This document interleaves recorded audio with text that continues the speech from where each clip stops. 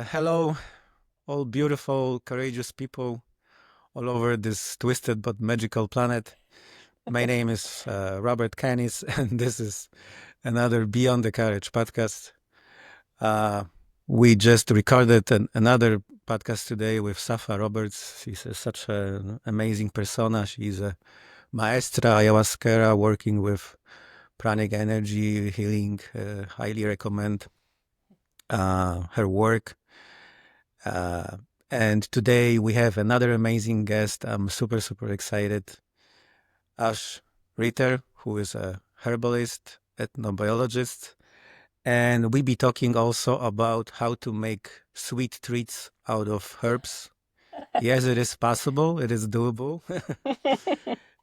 Maybe even ice cream or maybe even chocolate. If you would like to find out how to make it, just stay with us and Ash be probably more than happy to elaborate on this subject. How you doing today, Ash? I'm feeling very good. Very good. Peaceful, happy to be here. Yeah, staying in the eye of the storm. Hmm. You look really amazing. I can see and feel the energy around you. Has such a beautiful aura. Oh gosh. Uh, you are in Arizona right now on a Sonorian desert, right? That's Such right. a amazing, hmm magical place.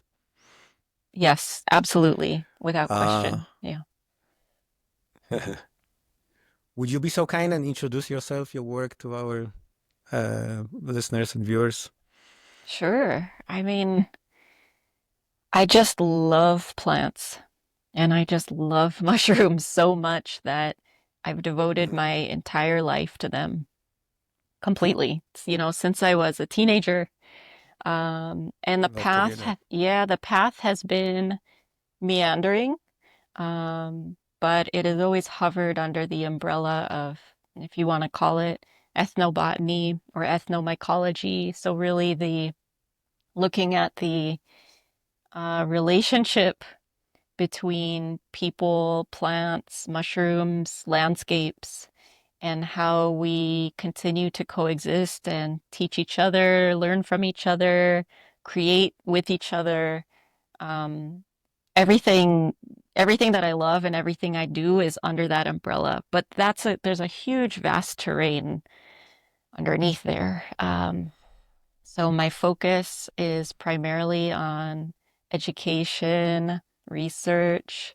I'm writing a book, and but I also practice as an herbalist, and weave in that traditional knowledge with clinical knowledge and just support people in feeling empowered to uh, create the health that they want to create in their lives and bringing plants and mushrooms in to help do so.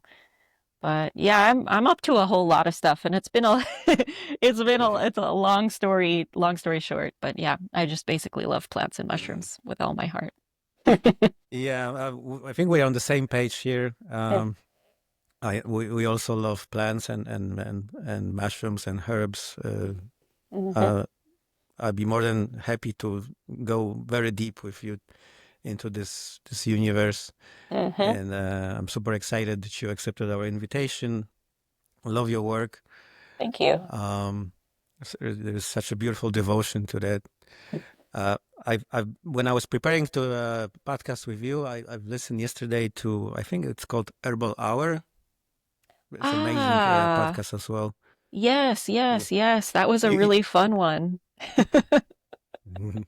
you guys were in this beautiful magical gold frame from like an old picture, Yes. and at the end we can place a link in the description because it's a superbly interesting podcast, very Mhm. educational.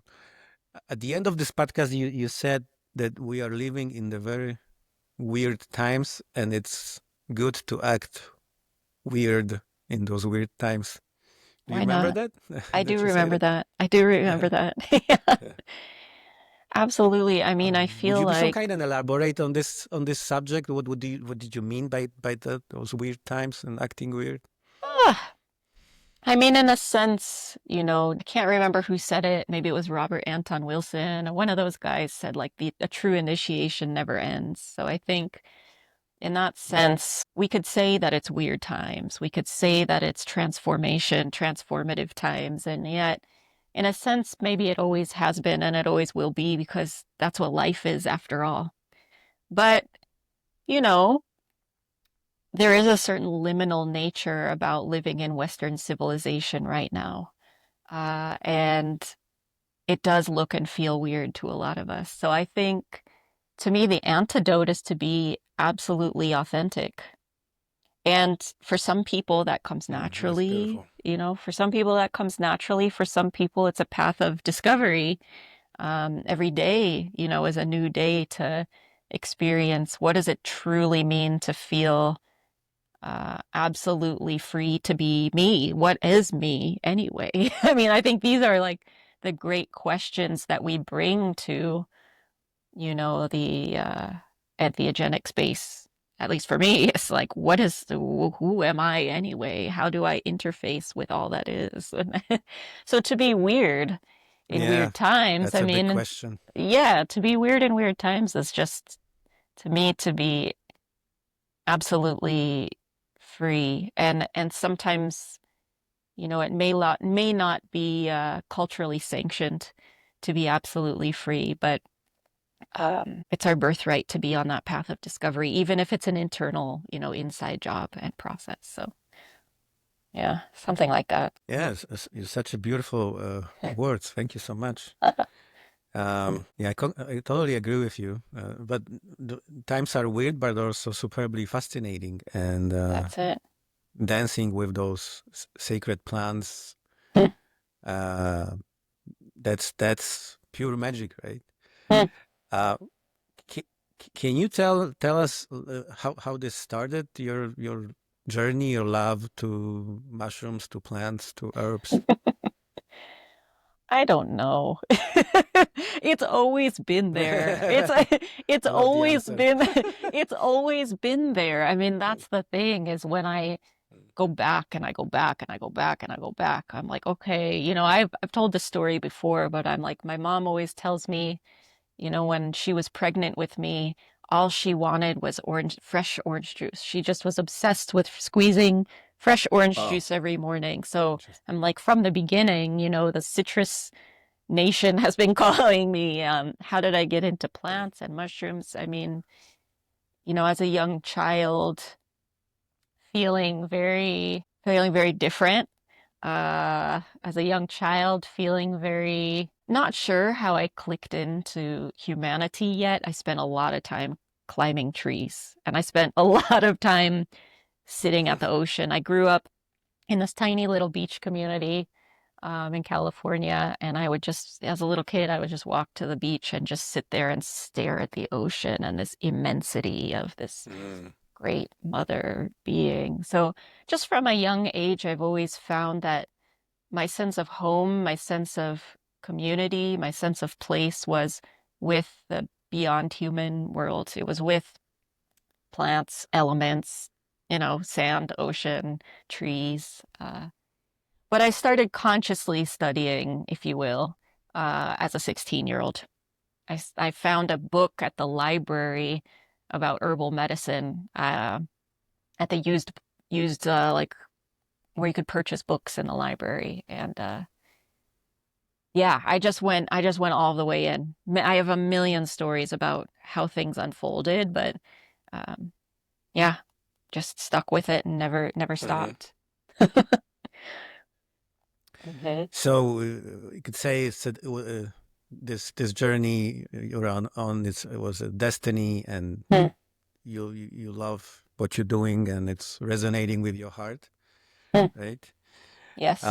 I like to keep things very simple when we record conversations, these podcasts, and also we are trying to be very pragmatic.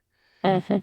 Um, so I'd like to ask you how someone who is listening to us, watching this podcast, how we can relatively fast and drastically uh, easily improve uh, quality of our life, of health of our body by implementing these herbs, mushrooms, plants into our daily life. I'm still thinking about the last thing you said too, which was like the destiny around connecting with herbs. And in a sense, I was met, but it's also that it was also salvation. Like they saved my ass Mhm. and they saved. And so I honestly, so I feel like and they continue to. And I feel like to your point here, the first place I would start was wherever you are, there's something to connect to. You are not you are Mhm. not alone on this plane.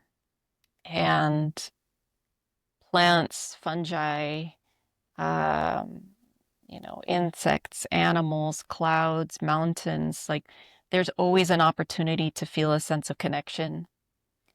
And connection is a profound sensation that's a profoundly therapeutic, vivifying sensation. So it Mhm. could be as simple as making a cup of chamomile tea. It could be as simple as pouring a cup of water and making an offering to the one weed that's growing out of the crack in the sidewalk outside your house.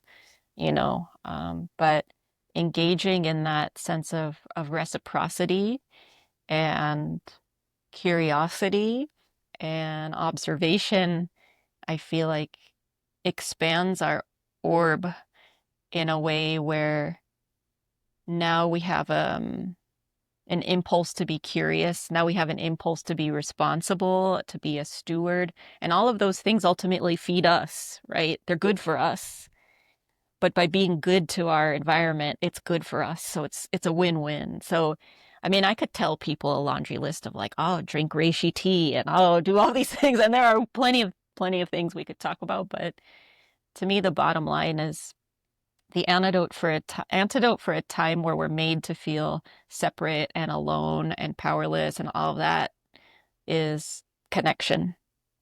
And sometimes that connection looks like connecting with an industrialized world where it is just a weed busting out of concrete. Sometimes that connection looks like being in the wilderness, but any which way we have it, the connection is in us too.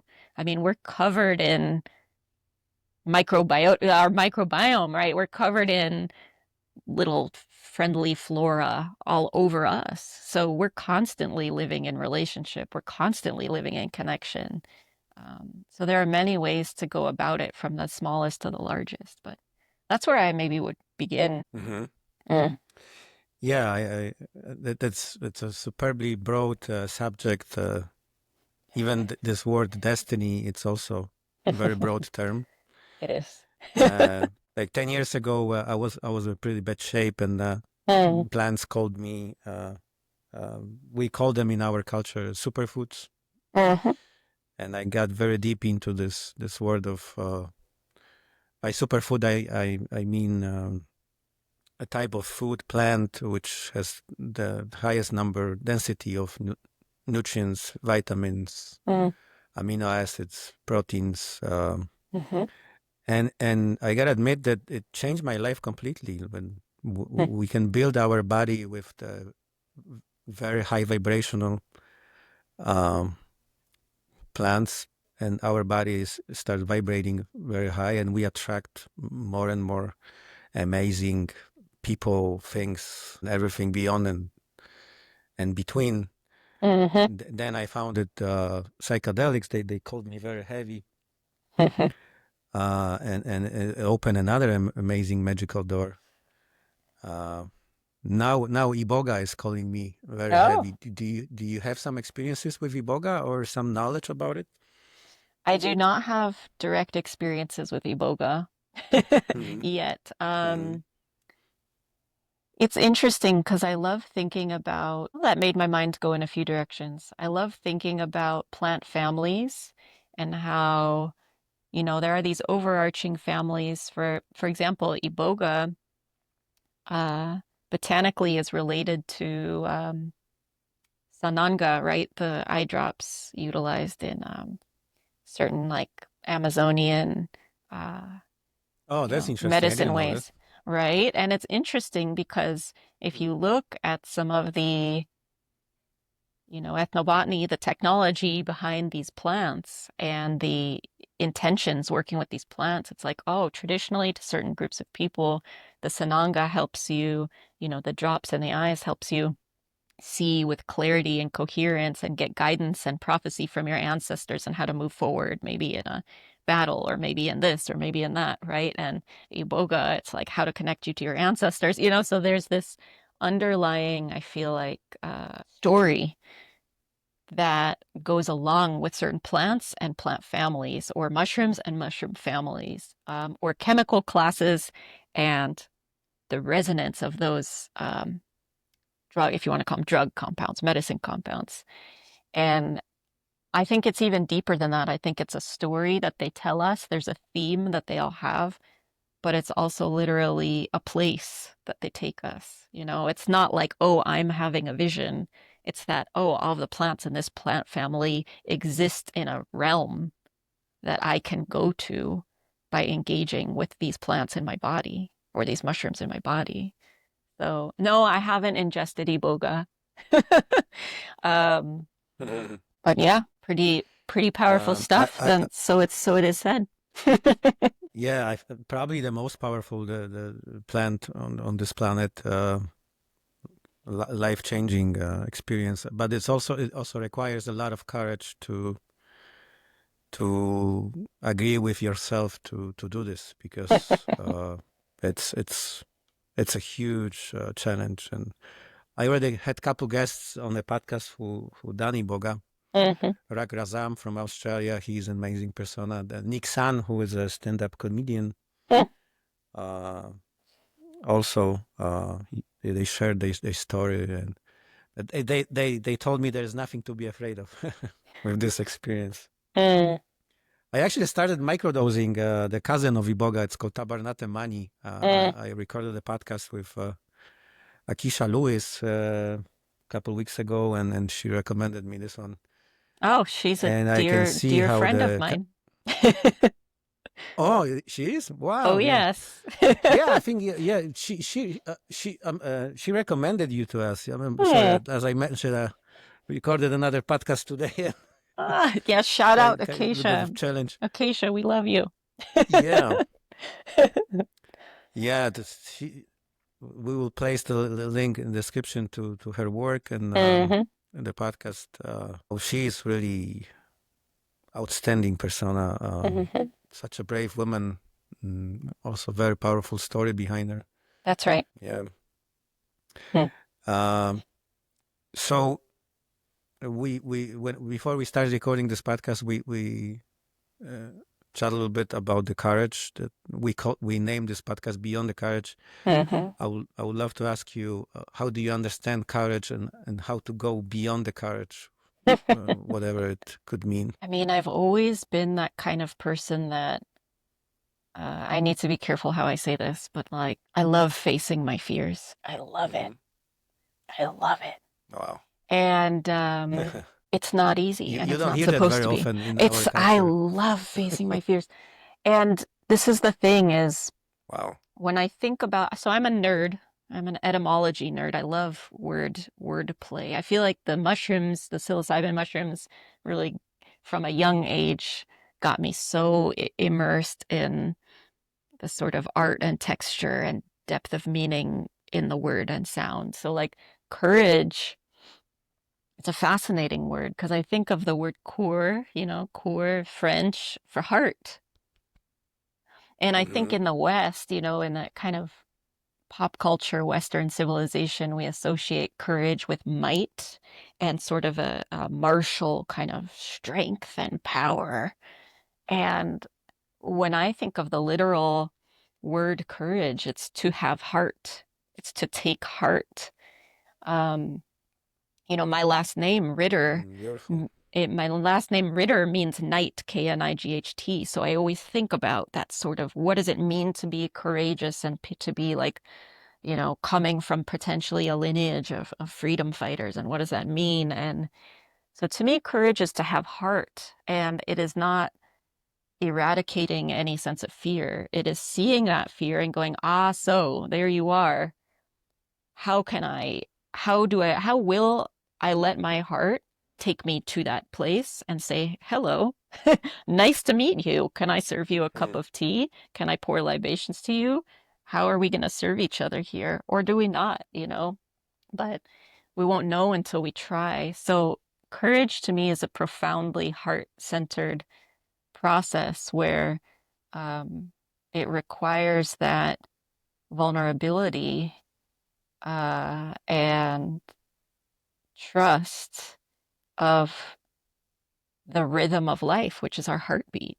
That, that's the music we make to carry Amazing. us along. So, um, yeah, oftentimes when I'm engaging in my fear walk, facing my fears, meeting my fears, saying hello to my fears, dancing with them and such, I I found, botanical certain plants and certain fungi to be profound uh, allies and teachers in showing me how to stay with my heart in those moments. Um, Certainly, Amanita muscaria being a huge one um, as far as developing and embodying a sense of courage. But there are many um, plant, even just something as simple and profound as wild cherry bark, hawthorn, the plants in the rose family, hawthorn tree, profound. I mean, I don't know why hawthorn wants to come in right now. So hawthorn, it's a tree. I know we kind of share motherlands, from Poland and Central and Eastern Europe. And I think of the hawthorn tree, which grows there, and it blooms in May. It blooms right at sort of that peak fertile time of the earth's expression. And it fruits at the end of October, kind of at that, all these, the ancestor date, Samhain, Day of the Dead, it fruits when things are turning back into the earth. So I think of this sort of like swinging door, this sort of portal that the hawthorn tree represents of like creation and uncreation coming in the fertile peak and going out into the ancestral and recognizing that swinging door is always swinging, something like that. And hawthorn is a cardiovascular cardiotonic herb, so standing in the heart, recognizing that swing, that dance, that play, that game that we're all playing, so one of many allies to bring the impulse of courage into me. That's one for sure. For sure. Wow, I really love the way you structure sentences, communication. You can talk such beautifully Mm. about courage, and probably you're the first person who I met in my life who said, with such a passion, I love facing my fears. I love, I have to be careful because I like, love like that. all my ancestors are hearing me Uh, say that and they're like, oh yeah, here you go. face But this one, another, yeah, hey, here yeah, you go. I mean, that's sure. part of why I live in the desert here, honestly. It was the impulse of what would it be like to live in a place where the narrative around the desert is that it's dry and desolate and lifeless and thorny and dangerous. And living here, for the past 8 years, I can say that that's absolutely not true. It's fertile and full of life and absolute beauty and tenderness. But um, yeah, sometimes you need to go. Need to literally, physically, or figuratively go to a place to see. So I was scared of Uh-huh. what? A story? But really, in reality, look at all this beauty here. Look at all this creation here. Look at all this potential here. Like, I had to go. Yeah, we have spoke privately that your neighbors outside your house are the Sonorian desert frogs, Yes. which the toad, which are Right. used for 5-MeO DMT, the very powerful psychedelic experience. Hmm. Do you feel they present? Do they communicate something? Like, They're part of uh, the whole because ecosystem. Yeah. Go ahead. Sorry. Mhm. uh, Living on a desert is not that common nowadays, and it requires a lot of courage, right? You were living in beautiful sunny California, and what pushed you to that decision to move to the desert area? That's a story for, Like you that's mentioned, not, you love to observe the ocean so much, right? uh-huh. And then now it's a completely different Well, horizon. I'll say this. I mean, so the story of how I got to the desert is very personal, and I'm not sure that's for something to Okay, we have to drink tea together to talk about that. What I can share okay. what I can share is my my paternal grandparents lived in the desert. And when I'd go visit them, there was something about it's like the heat and made me feel so embodied. And I'm a very imaginal person. I'm like spacey, so the heat made me feel so embodied, and the textures and the sun hitting my skin. And there was something just so alluring to me anytime I'd go visit Nana and Pop in the desert. But I'll say that transition and being, born by the ocean is here in the desert, there's water everywhere. It's just hidden in the bodies of the cacti. And being in such an extreme environment, my relationship to water is even more reverent, because when it rains, it is extraordinary. When it storms, when there's a thunderstorm, it is like pure ecstatic bliss. And it's not just me feeling that. It's reverberating through the entire landscape. I live on a big ranch, and I can just see through the entire landscape.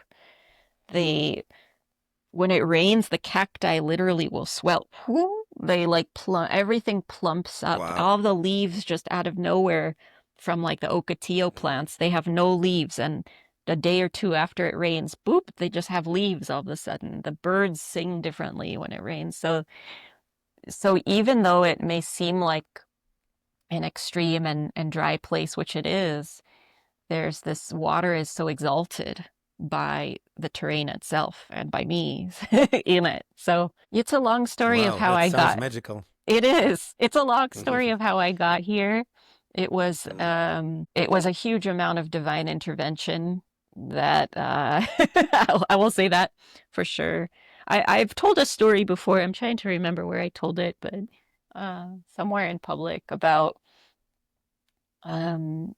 gosh, over, I want to say about 15 years ago, I had ingested psilocybin mushrooms and was praying, and I was shown that I was supposed to go to the Southwest and study rocks. And they said, stop learning from people, Hmm. start studying from rocks. So I started getting very fascinated Wow. by um, Hmm. Well petroglyphs then. and pictographs and southwestern United States archaeology, and that's sort of like the surface level, but that there was a message, that there's a seed that was planted in that moment. And through a series of inspiration and divine intervention and all kinds of wild and crazy things, I landed here. But yeah, big story. Love, love the story. It sounds very Uh, magical, uh, and by the way you're saying it, it looks like you are superbly happy over there, and you found your spot on this magical planet. for now. Um, For now, it's healing ground. I'll say that for now. much. hmm It's healing Mhm. ground, and that's for sure. So I'm assuming you are very open to for that to change, right? If there would be another divine intervention. Yeah, I remain eternally curious. That's a quality that I is my life. It's my life, my spice of life is curiosity. So I will always remain curious. hmm Where do you think you could move from that amazing magical desert area? I don't Have you ever know. thought about it? It's hard to think about because I'm so in love with the cacti. It's Hmm. hard to think about. I'm so in love with the mountains. Um, so time will tell. Time will tell. Hmm. I'm not sure. Yeah, you meant You mentioned before we started recording the podcast that you are fascinated with cacti, Mm, both psychedelic and non-psychedelic. yes. So let's talk about that because it's also could be very fascinating and very original for so many people. Mm. Well, cacti, so the plant family is Cactaceae, and they're all supposedly native to the Americas. Um, Mm. so when we think about all cacti, I mean, of course, many people know about peyote, many people know about San Pedro, Wachuma. Um, Many people maybe know about opuntia, nopales, prickly pear.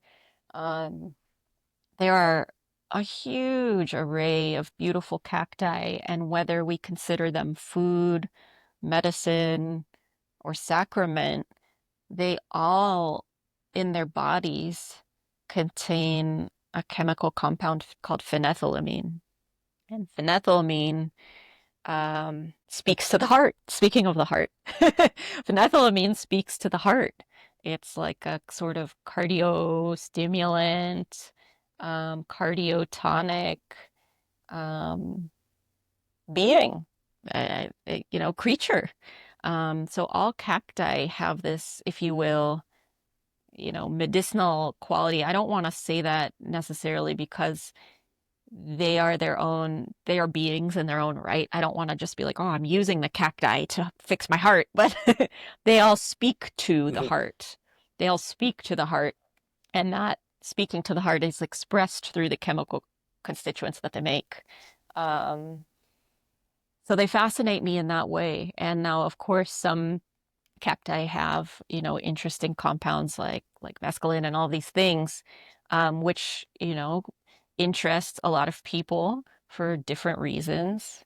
Um, but yeah, I'm just fascinated, even just as creatures in the terrain, just how rugged and robust they are, how they have this amazing ability to live through the most extreme penetrating sun and extreme penetrating heat. And I watch all the time the different animals out here on the land that just will eat the cacti, thorns and all. They just eat it, and yet it still grows. Even if a piece of cactus falls on the land, depending on the kind of cactus, a new one will grow Mm, just from that it's fascinating. cactus pad. So just their ability to be so robust um and also their sort of poetic nature of, they're covered in thorns and it seems like they're very harsh.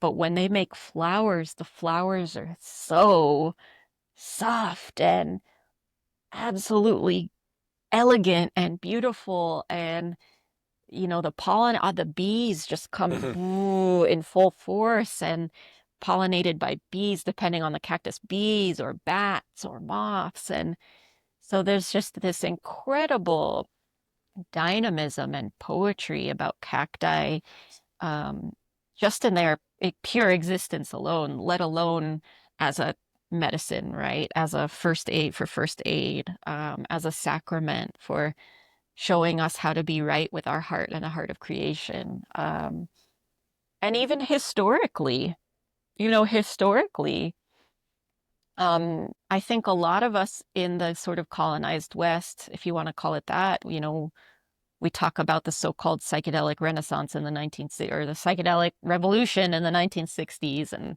and most people immediately think about LSD. But if it weren't for the writings of Aldous Huxley talking about his experiences with mescaline, I don't even know if the beatniks and the poets and all those would have even been as open to psychedelic compounds like LSD and others in the 1960s had it not been for um, kind of mescaline hitting the pop culture scene first, So there are a lot of reasons why cacti, I find them to be amazing, fascinating creatures. They're on so many levels. Yeah, I could talk all day about them. I, I, I love that what you said about this contrast between cactile with this super sharp needles and Mhm. such a soft flowers. Yeah. Um, I, I I had a very interesting intercourse with cactile when I was in the jungle in Ecuador. Mm. I met a Tai Tai over there, and we had a absolutely beautiful session with San Pedro, Mhm. made out of cactile. Uh, We cooked it over there, and nothing opened my heart that deep like this cactile masculine. I couldn't actually at some point manage that this amount of love, and they were laughing at me. You know, those native people over there. They helped me. They helped me navigate through that. They had to ground that love from me to the ground by that Uh, secret tree of life, the Argo de la Vida, mm, and and at the end, but it's a super funny story. They asked me what would help you. No, I said I probably a drink, an alcohol or something. Can you imagine that the Tai Tai had alcohol like in the powder over there in the jungle in the form of, and we all drank that powder alcohol, and we were laughing like crazy for an hour. I was crying. I was so happy. You also mentioned Amanita muscaria. It's also very close to my heart. ah, Like I mentioned, I'm Polish. In our culture, Amanita muscaria is a very it's got a very long history, and it's very deep rooted mhm, in our culture and history. mm. I had some really intense experiences with Amanita, also microdosing. It's a very challenging mushroom, and some Mm. people say that Amanita is an absolute. It's like above all mushrooms. How your journey with Amanita started, and then what do you think about this amazing, very challenging mushroom?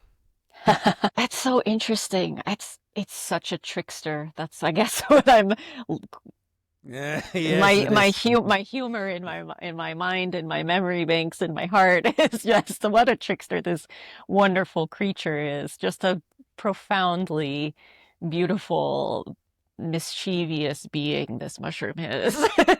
um, how I I love that got into it. sentence. Oh God. I mean, how I got into it, my my devotion for so many years was around the psilocybe mushroom, which is, to me, this mushroom of expansion, this mushroom of connection, this mushroom of embracing the pulsating, living, animated world.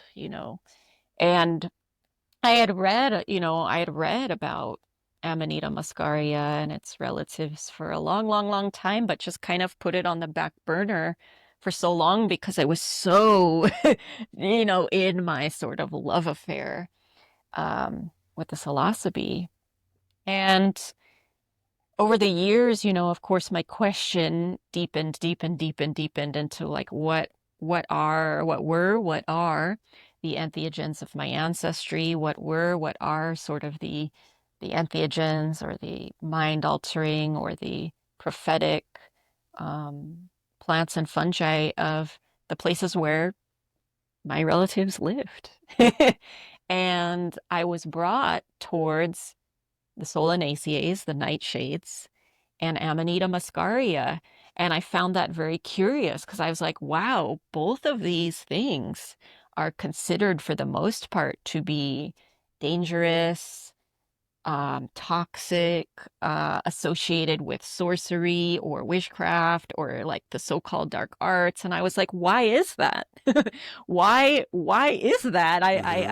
I I was drawn into this seeming paradox and dichotomy as it was presented of, oh, they're medicine, oh, they're food, oh, but they'll kill you. I'm like, well, wait, tell me more, you know? So as I was being drawn into this space, and there's so many layers to it, and this is more personal. I usually don't share this, and going through some of my own kind of health journeys and pain management and all these different things, I started also recognizing that both Amanita muscaria and some of the nightshade plants have this profound impact on speaking to and transforming our relationship with pain and the pain body, physical and emotional and spiritual and ancestral. So now all of a sudden I was like, okay, what's really going on here? So I started with Amanita muscaria some years ago, many years ago, and purely just looking at layer one, the mythology. So I was digging through all of the kind of fairy tales and myth and symbolism of, Central and Eastern Europe, my ancestral land, Central and Eastern Europe, and looking at, what are the stories that we've been telling? What are the stories that, my great great grandma was maybe telling about this mushroom in particular? What is the relationship with luck? What is the relationship with courage? What is the relationship there? And then I started digging, what is the relationship with this mushroom and liberty movements? What is the relationship with this mushroom? And it just kept unfolding in such a way where I said, well, now I need to take this into my body. And I waited for many years until I got this internal permission.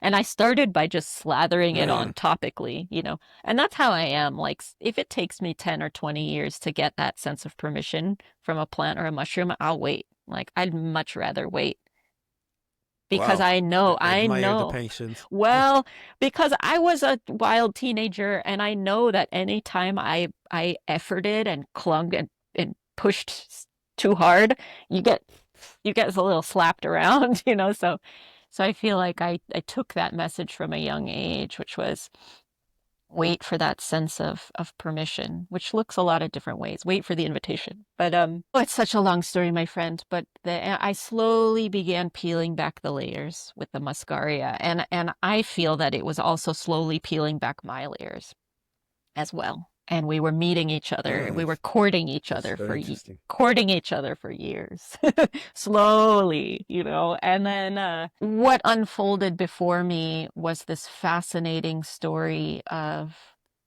a global mushroom and a global phenomenon and a global relationship with something that, in Western like clinical literature, people would call the compounds in Amanita muscaria a dissociative, something that takes you out, something that takes you into the void. And the more I went into it, and I'm Yeah, like, like iboga is that's that's they a call it a dissociative, right? dissociative, they call it a poison. And yet, stories and relationships with this mushroom of bringing you into connection with ancestors, bringing you into connection with dreams, bringing you into connection with prophecy and finding lost objects, finding lost parts of the self that got lost in trauma. And I'm like, what really is this phenomenon with so-called dissociative fungi and so-called dissociative plants? I don't think that it takes us out of everything. I think that it takes us out of the current operating system. And when we're taken out of the current operating system, we're allowed to see different parts of self, different parts of creation. We're allowed to go gather gifts and bring them home to this body, right? To this spirit. So again, I know I'm rambling, but it continues to be a profound unfolding for me in how I love and court and relate to this mushroom. And in a way, I personally don't find it challenging as much as I find it back to that notion of courage. I find that it gives me a sense of absolute spaciousness and embodiment to face things that I maybe wasn't able to face in the past. And that could look And challenging for some people. That could look incredibly scary for some people. When we're facing what it means, what pain is for us, when we face what pain is for us, it allowed me to have the courage and the wherewithal to say, okay, I will meet you. um, and even that's the story, of so many of the kind of Arctic, Hyperborean, North kind of stories of people watching male bears eat Amanita muscaria before they mate And the story is that it gives these bears the courage to fight and battle to choose their ideal partner, you know? So there's even when we look upon the animals as teachers, they've, you know, the bears are a great example of showing us, you know, that it gives them that sense of vitality. I didn't know that, but Mm. yeah. As a human, I experience at some doses, like for me, it was 10 grams. It can give you a lot of energy. There's even this sexual energy within this. Yes. Um, there's this amazing guy in Poland. His name is Waldemar Borowski. We have Mm. recorded a podcast with him. We have also a Polish Beyond the Courage in Poland in Mm. December. He had written 5 books about Amanita muscaria. It's called Oh. Grzybuk. We can place a link in the description. Mm. There is a huge reference between Amanita muscaria and the Vatican and popes and Oh, church, well, Catholic Church. that's true also. Even if you look how popes were dressed, they look exactly like the mushroom. That's right. And he is continuing the work of John Marco Allegro. Ah, yes. There are hundreds of references within art between Amanita muscaria and the whole Vatican organization. It's a fascinating subject. It is a Uh, very fascinating subject, and it gets really weird really Amanita fast. muscaria is. Yeah, sorry. Can you repeat the last? I think there was a little bit of delay. I said it's fascinating and it gets very weird very fast Yeah, because when we I think totally agree about the with you. work about John Marco Allegro, you know, who wrote The Sacred Mushroom and the Cross, he was demonized. He was ousted from the realm of academia for writing that book. And his sort of Mm, counterpart at the same time was R. Gordon Wasson, who also he wrote the book Soma, and so many people who want to speak about Amanita muscaria in a more so-called kind of, you know, institutionalized kind of academic permitted context, they always reference Wasson's work, right? Which we know Wasson is the man who went down to eat psilocybin mushrooms with Maria Sabina and then outed her to Life magazine, and the whole world knew about Huautla de Jimenez and the psilocybin mushroom that maybe hadn't had an ancestral connection to it for a long time. So Wasson is really interesting because he talked a major amount of smack about Allegro's work, speaking about the connections between Christianity and Amanita muscaria being the, you know, the sacrament, the body of Christ, right? Um, mm, and the weird thing is Gordon Wasson was a banker. And there's, you know, conspiracy maybe that some people say that he was the banker specifically working with the Vatican. He was a banker, and I think his father was somehow involved in some religious organization. I don't know if he was a priest or I can't remember at this time, but Gordon Wasson, there was just there's interesting layers to the relationship between Wasson and Allegro in this time when Amanita muscaria was trying to kind of bubble up into the surface of sort of the Western mind in the like 1950s and 60s. Very, it gets really, it's very multi-layered and strange. I talk about it in an Amanita muscaria class I have on my website at length. Um, yeah, it's wild. Actually, I talk about it too in a forbidden fruits class. Because, you know, mushroom could be the forbidden fruit too. Hey, anyway. yeah. Actually, not now in Poland, they changed the law and it was fully legal. Now it's just partially. You Mm. cannot sell it anymore. Somehow the system is so afraid of this amazing source of intelligence and wisdom. But I'm astonished that you get so much knowledge about the mushroom and the background Oh, and John Marco Allegro. And I see that you really did a very, very deep research about it. oh, it's my whole Um, life. I research every day. I love to learn. but I highly encourage everyone to do a very deep research about Amanita muscaria and be very, very careful because, as you said, it's probably the biggest trickster out there. Big It's trickster. super healthy for microdosing. Um, it could be very effective in smaller doses for artists for creating. But if you go over some threshold, uh, for me, it was the most challenging session with psychedelic ever.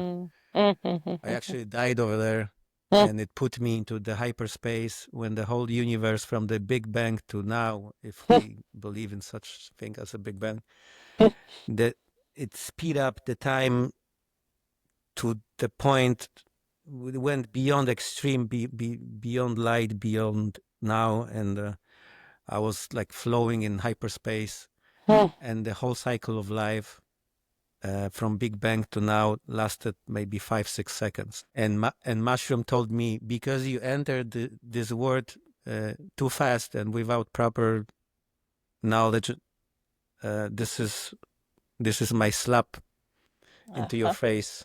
Uh-huh. Uh-huh. Uh-huh. Well, this is the He thing said, about and go ahead, go ahead. it told me, if you wanna discover the biggest secret of life, we can show it to you. And I woke up as a human on planet Earth, like Neo in this pod in Matrix, and I couldn't. It rewired my brain to that level that when I woke up as a human, I couldn't believe it. It was so strange for me, and I had to learn everything in my life from the very scratch, from the very beginning. I was so mad at the mushroom, but then understanding came. And it was the best lesson ever, the most profound lesson I ever. I mean, the interesting thing about that trickster nature and in being mad and learning through your anger and all these things, the interesting thing is that, and this is true for, I had a teacher, an elder of mine, and he said to me a long time ago, he said, you don't need to know 100 plants. All you need to know is 10 plants and 100 ways to work with them. And Oh, it's beautiful. this is true Very of wise. many, many, many things, including Amanita muscaria, because even on a purely physical, chemical level, depending on how it's prepared, different chemistry, different personality arises from this mushroom and meets us all in our uniqueness of how our unique chemistry is in our bodies, because the way my brain is wired is different than the way your brain is wired, right? We all are these unique creatures, and we've been convinced somehow by, you know, we could name names, that we're all a cookie cutter and we should all have the same dose and we should all have the same stack and we should all have and this is not the case, because depending on our unique chemistry, our beauty, our personality is met by the beauty and personality of that mushroom. And by the way, Amanita muscaria, it's a wild mushroom. It will never have a predictable amount of chemistry in its body. So it in its unique personality Mm. meets us in our unique personality. And that's why I always tell people, sometimes, like recently, I was invited to do a talk and they kept saying, well, what's the dose? What's the dose? And I'm like, I can't tell you because I don't know you. The dose is different for every single person. And today's dose is not tomorrow's dose. So therein lies the trickster, because we have the chemical expression of that trickery, which we could call ibotenic acid muscimol, right? Stimulating glutamate receptor, blah, blah, blah. Muscimol, GABAergic, like calming, quieting, shh, shh, shh, shh, right? Very, Yeah, yeah, very that's an amazing polarized, substance. very polarized in the expression. So depending on how we meet that, different things arise. And that's why, too, when we look at the mythology of something like Mascaria, so much connection with trickster beings like ravens, like crows, like the Tengu in Japan, like all of these um, narratives, cultural narratives that we have connected to this mushroom are about these beings that know when to mess with you if you're being, too something, and they know when to mess with you, they know when to fool around, and they know when to calm you down and say it's okay, we've got you. So yes, many things could be said. I loved hearing your story too. Yeah. Oh, thank you.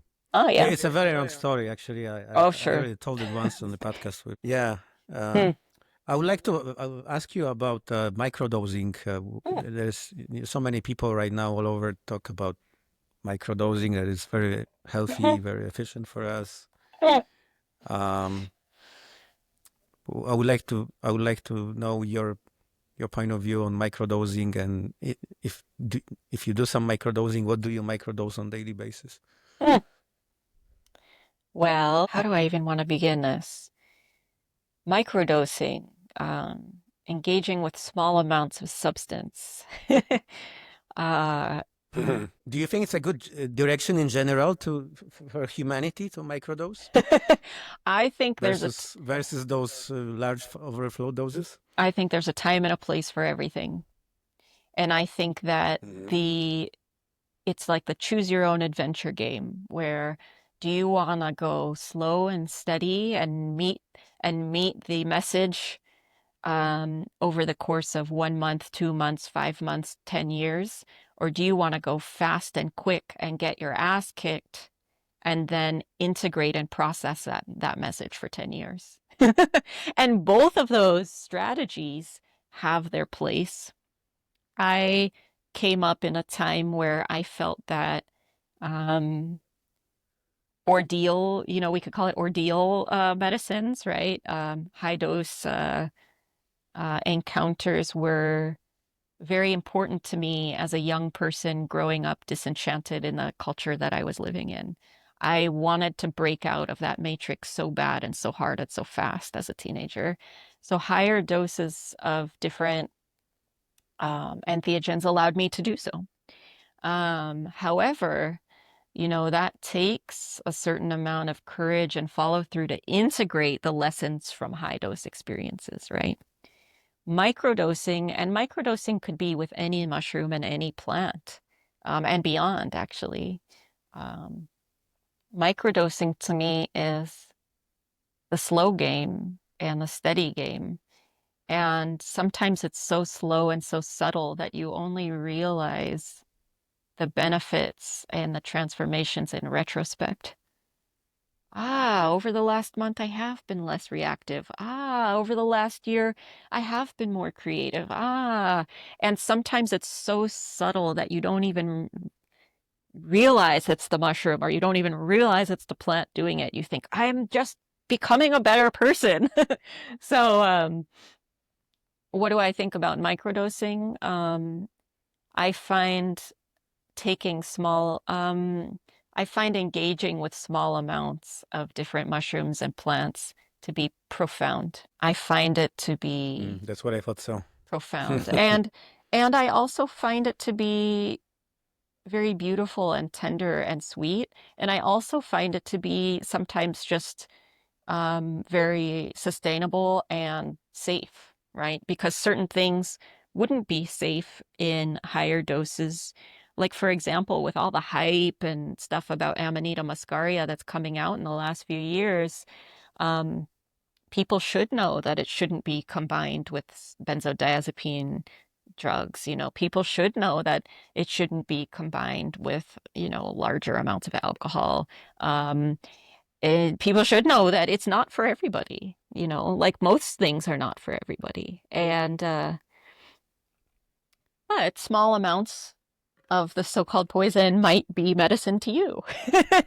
So that's where the game, that's where we play the game, right? Is figuring out who am I? What are my intentions? Where do I want to put my attention? But yeah, small amounts of things are profound. I love inviting people into drop dosing plants, even simple plants like what's something right here. I have a little calamus tincture right here, and I took one drop before you and I started talking because one drop is all I needed to taste and have that memory of that taste and say, yes, hello, calamus, welcome into the space. Please help me speak clearly and coherently. Help me be not as nervous, right? Let me get my words out right. Let me channel properly. Sometimes all I feel like you need is like that one tiny taste to have that. What's the name of that plant? Once again? Acorus calamus. Okay. Calamus. Have it I don't know might this. grow. It Sounds might sounds very grow. exotic. It's not. It might grow not far from you at all, in fact. It likes Hmm. to grow. It likes to grow on the edge of like ponds in the I mean, that's all over the world, but in the Midwestern United States, it likes to grow on the edge of ponds, and it has this incredibly pungent, aromatic rhizome root.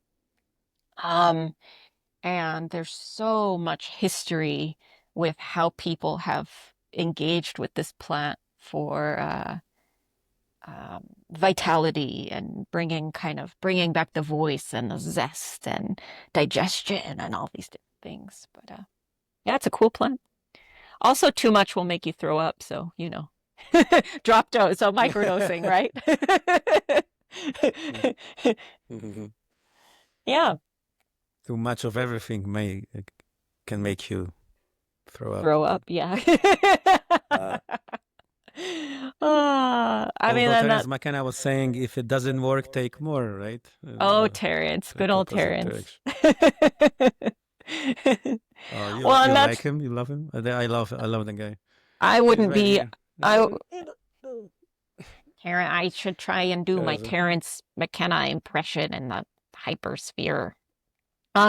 Terrence McKenna, when I was 17 years old, I remember I was at a friend's house and there was a few people there, and I was telling somebody how much I loved how mushrooms brought me into a different kind of relationship with language. And they were like, "Have you read any Terrence McKenna?" I said, "No."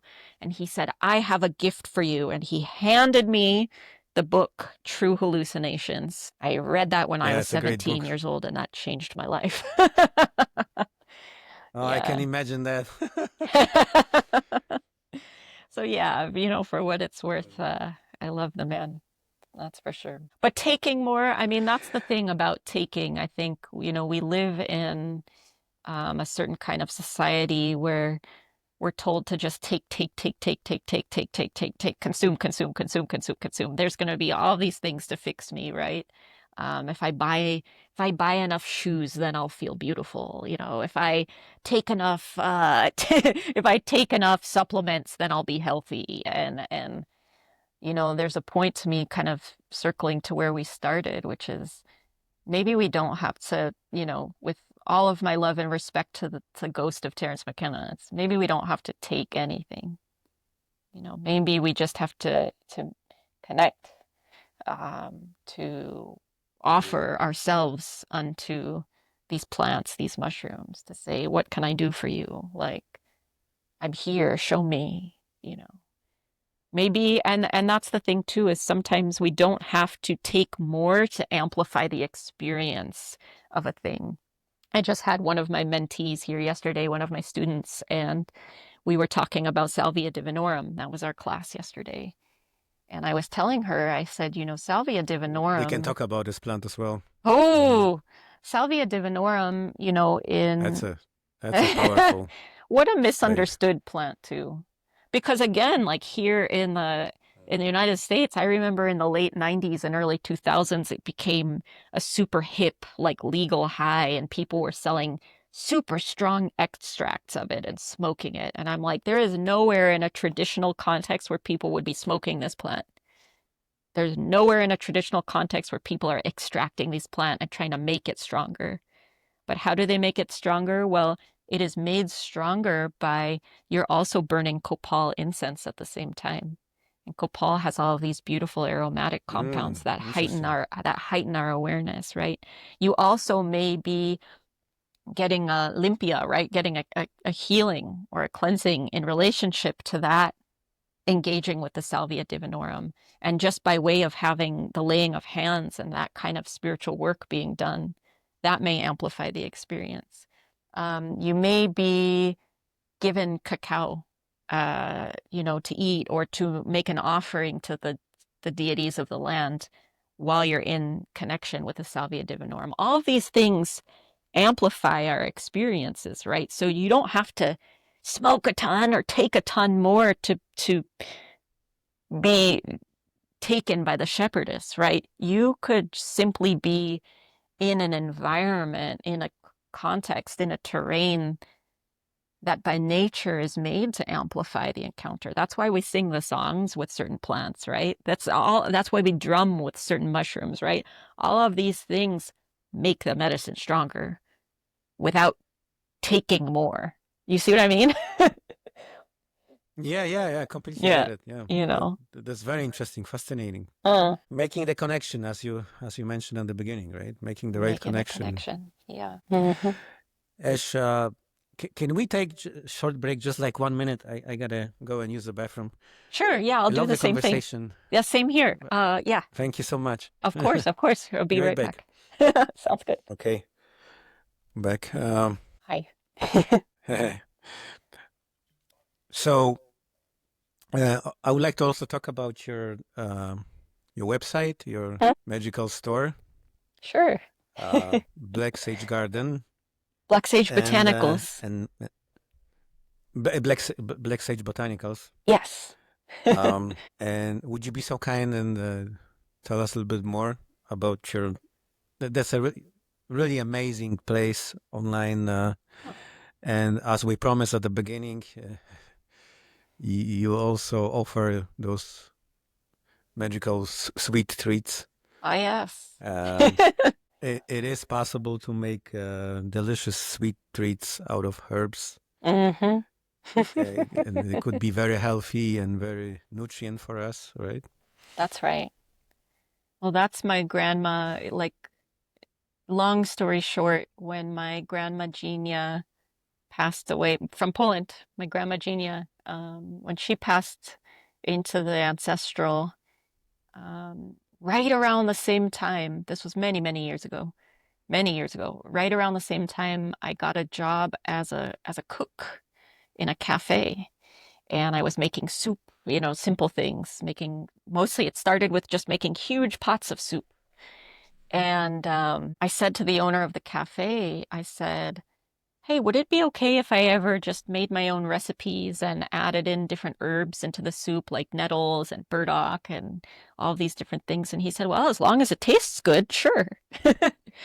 And I started having this revelation where, because, at the time I was studying herbalism and all of these things. And I realized, why will people not always follow through and take their tinctures, right? There's such a hard time taking their drops every day, and but it's all of these like bitter and strange tasting herbs. And grandma, when I think about my grandma Genia, like her medicine was in cooking. Everything was about cooking, cooking with love, cooking from scratch.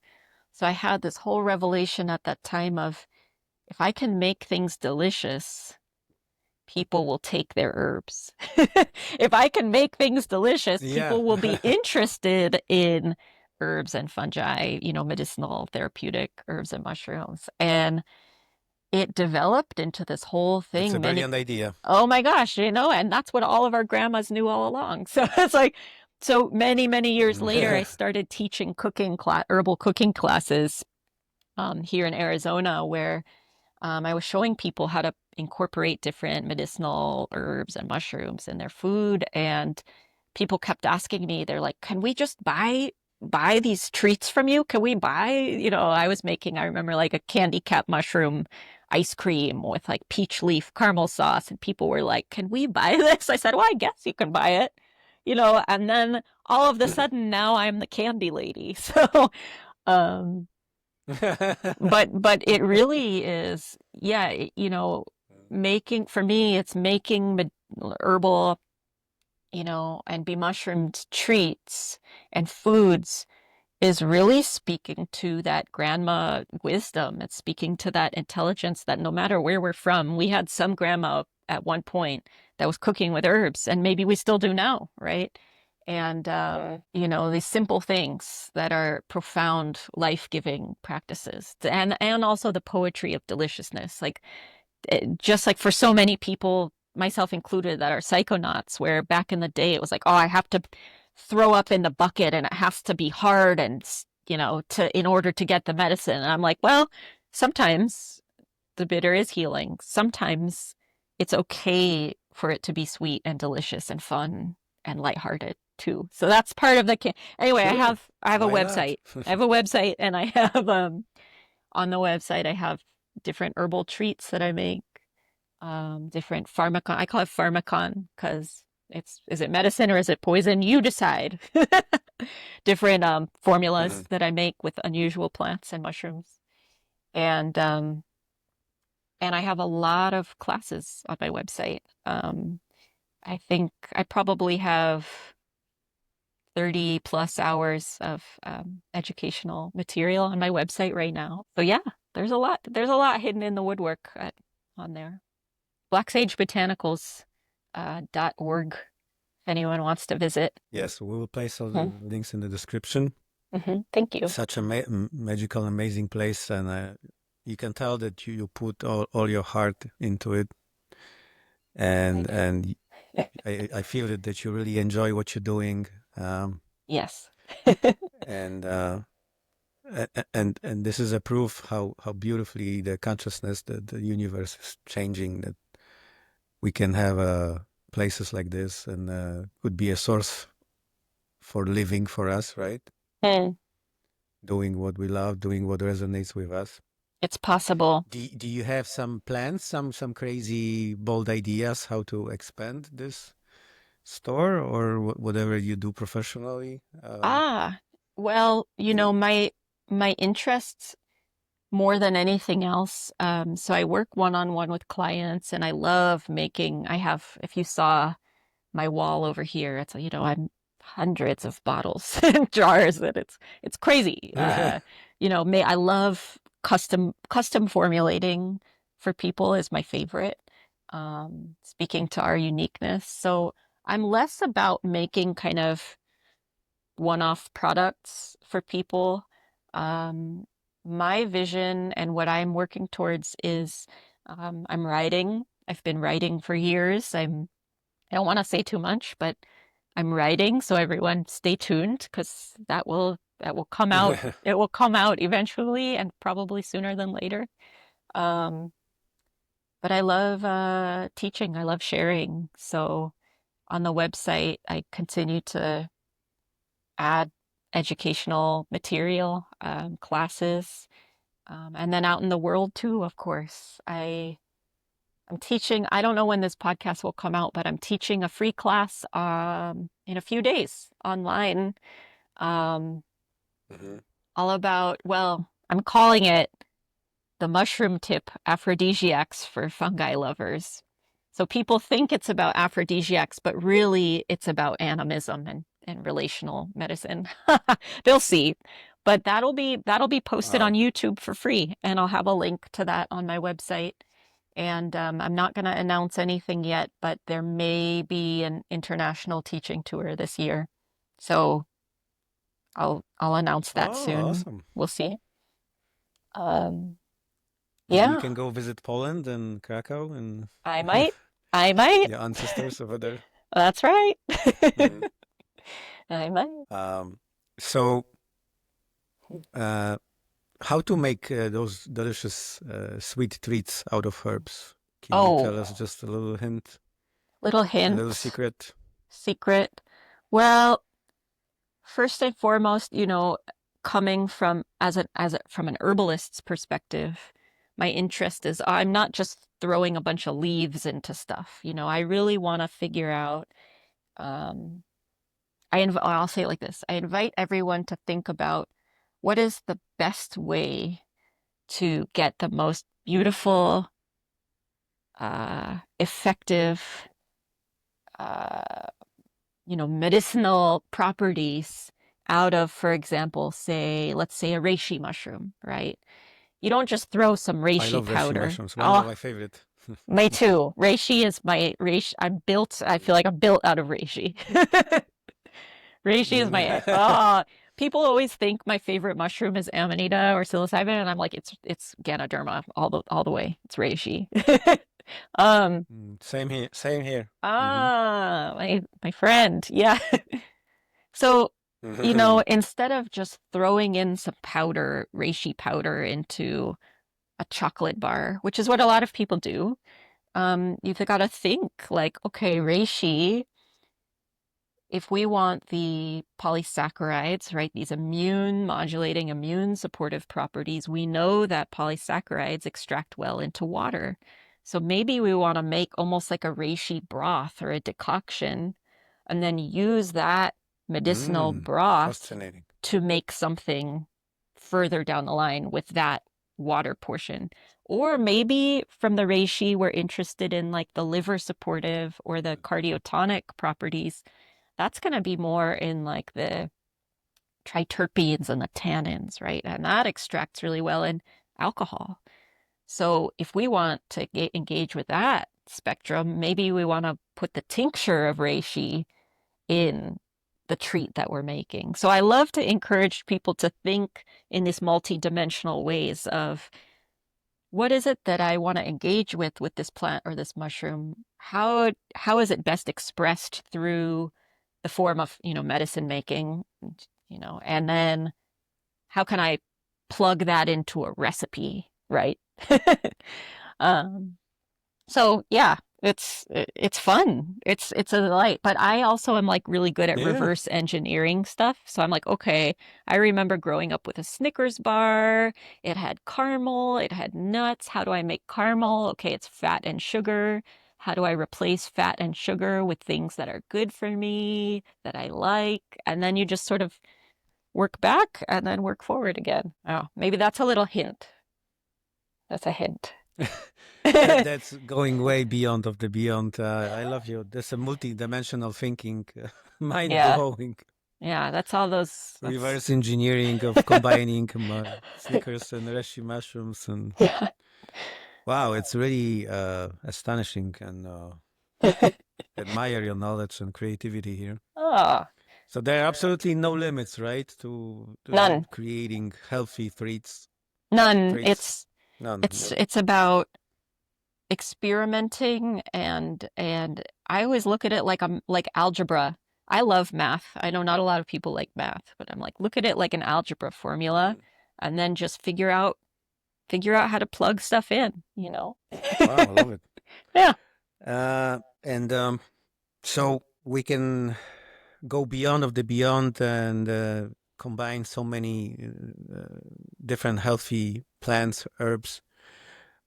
I'm wondering the question which popped up to my mind a couple of minutes ago. How Mm. do you keep educating yourself? Because you are already at the level of expert or beyond expert in this field. Is it still challenging for you, or you just ask universe or somehow communicate with nature and the information just flow? How this process looks All of the above. It's beginner's mind, just remaining ever curious. There's always more to learn. like I a will child, right? like a chat. Mm-hmm. That's it. I will never, ever, ever call myself an expert because I Mm-hmm. I will never know all the things. In my alternate states of consciousness, I've gone to the Akashic library. I know we have access to everything. But the purpose of being a human in a body for me is the knowledge is to be lived. The knowledge is to be discovered through my hands and my heart and my senses. So I will never I could know all the things out there in in the spirit world. But this body is a beginner's mind baby, little ant in the universe, like always curious, always ready to discover, I love that. always ready to be surprised. I'm always ready to be surprised. And that's why the dangers of institutionalized and clinical kind of thinking, whether it's around herbs, psychedelics, or anything, is that it becomes dogma for so many people. They just repeat Gordon Wasson over and over, or whatever it is, right? And I'm like, I will always stay curious. And for me, I feel like the entheogens are constantly inviting me how to stay curious about my inner terrain and the outer terrain. It's all a great, great opportunity for discovery. So now I always have more to learn. It excites the heck out of me. And I'm Mm. pretty good at like following breadcrumbs, like I'll read something and I'll say, oh, that's interesting. Let's go over here. But I'm also neurodivergent and I also am, I think my brain is just wired in such a way where it's everything is connected and everything is alive. So I'm always going to be on to the next, you know, study. Yeah. I love your energy, and it's Uh, very contagious how you communicate this energy to be so curious. uh, And theogens are probably extremely effective tools to empower, boost that curiosity within us. So, from my understanding, your one-on-one work with people is you work with them, you probably ask them a lot of questions, yeah, a make lot. some notes, Yes. and then you prepare for them your very custom um, solution, Hmm. the combination of herbs and plants, Hmm. which Hmm. is designed and dedicated for them to serve them with their health and Yes. everything else, right? That's Hmm. such a I love this, such a unique and amazing process. It's the best. Probably a lot of people, when they hear that, would love to work with you on that, Oh, getting their custom magical formula. it's a privilege. And talk about learning. Every time I have the blessing to sit with someone and hear their story and their hardships and their challenges and their goals, I am constantly like, it's intense mirror work. I'm constantly learning. I'm constantly ever fascinated by the human experience and how to matchmake, and fine tune how to connect people with plants, how to be the best matchmaker I can be. Mm. But it's like, it's so fun. It's truly, it's oftentimes it's quite heavy, it's deep, deep work with people, but it's also absolutely fun for me because I get to do like detective work and really figure out the mysteries of deepening into curiosity with a person. Why is it the body is doing this? Like, let's ask more questions. Let's go further. Let's go further. Let's go further. And what plants will help us keep going further? That's fun. It's a delight. It's an honor, honestly. Yeah. A I love it huge that you honor. call it an honor. Oh, It's yeah, beautiful, well put. it is. Uh, did you have some intercourse with a plant called kratom? It's Sure. becoming very popular right now in our culture. Very, very powerful because Hmm. it's also it called me some time ago, and I started dancing with it. But um, as I heard, kratom, to build a context, coffee, which is probably the most popular source of energy for humans, has one alkaloid. Yerba mate, I switched from coffee to yerba mate a couple years ago, Uh-huh. has four alkaloids. An alkaloid, from my understanding, it's that substance within the plant, that molecule which gives us energy or calmness, because it could be both ways. And surprisingly and shockingly, kratom has 60 alkaloids, which is mind blowing. What do you think about? Because there's more and more people right now taking kratom. In four Hmm. states, kratom is illegal. Hmm. Luckily, in the other states, it is illegal and accessible.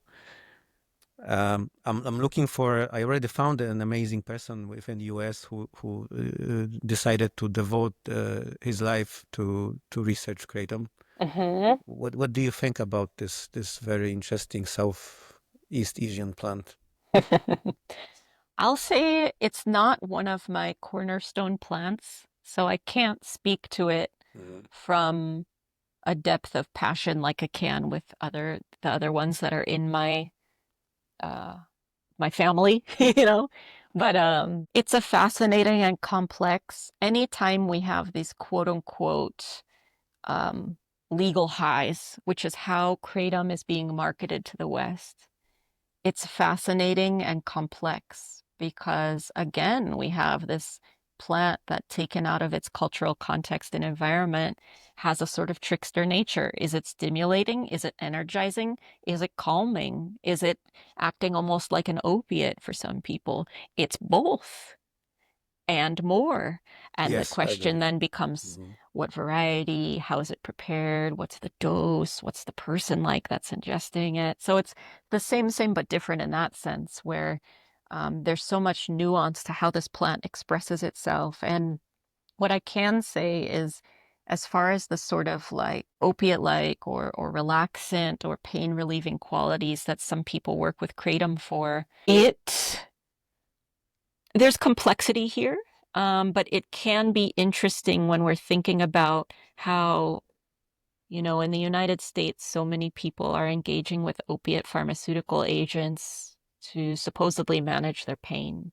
And the interesting thing, just as a physical kind of quote unquote side effect of opiates, is that they're very constipating, right? It can create challenges in people's digestion and all those things. Kratom, not as much.